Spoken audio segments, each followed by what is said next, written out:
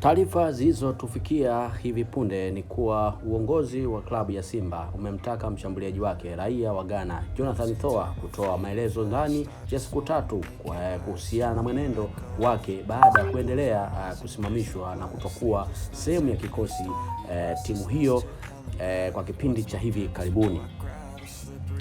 Hatua hiyo imekuja baada ya klabu hiyo kueleza kuwa inahitaji maelezo ya kina kuhusu vitendo kadhaa vinavyodaiwa kukiuka nidhamu ya timu, hali iliyosababisha uongozi kuamua kumuita mchezaji huyo kujieleza rasmi kabla ya kuchukua uamuzi mwingine.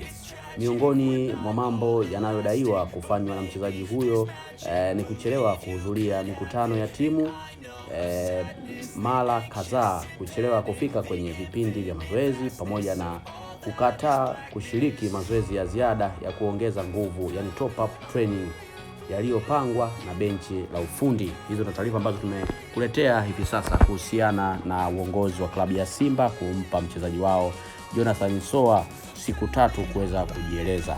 Jonathan Soa ni mmoja kati ya wachezaji wazuri, wamefanya vizuri sana msimu uliopita akiwa na Singida Black Star. Sasa Jonathan Soa alinunuliwa na Simba dirisha lililopita, na toka jiunge hapo amekuwa hana mwenendo mzuri sana uwanjani, kwani mpaka sasa hajafanya vizuri na kuvutia mashabiki wengi wa mpira na mashabiki hasa wa klabu ya Simba.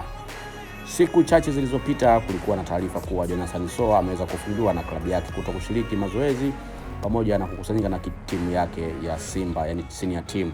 Sasa Simba imetoka na kauli rasmi kuwa mchezaji huyu anatakiwa kujieleza, amepewa siku 3 kujieleza kutokana na mwenendo wake ambao anafanya kunako klabu hiyo. Simba inacheza mchezo wake leo dhidi ya Coast Union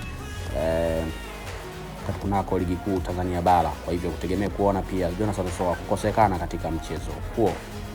Sisi kama Lili Media hatuna cha ziada. Tunaendelea kukupa taarifa mbalimbali zinazogonga vichwa mbalimbali vya habari Tanzania na nje ya Tanzania. Hatuna cha ziada na tukutakia siku njema, na tunatakia Simba mchezo mwema dhidi ya Coast Union. Hatuna cha ziada. Bye bye.